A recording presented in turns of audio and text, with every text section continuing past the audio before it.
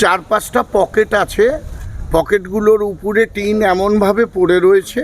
আমরা স্যালভেজের দিকে মন দিয়েছি, as well as fire fighting চলছে।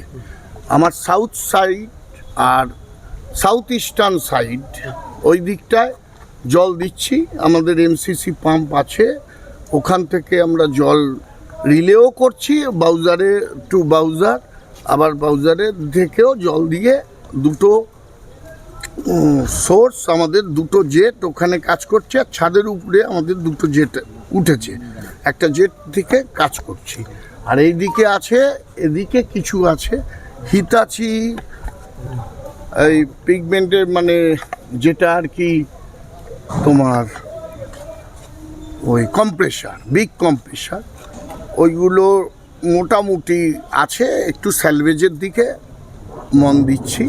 কোনোভাবে কি জানা গেল কি কারণে আগুন বা না, এটা তদন্ত সাপেক্ষ।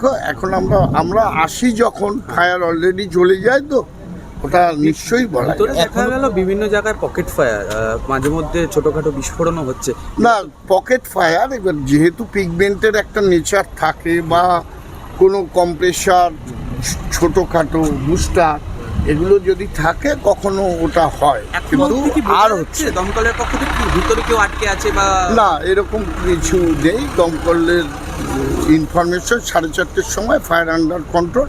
এখন ড্যাম্পিং ডাউন, 10টা যেতে হচ্ছে, 10টা গাড়ি আমার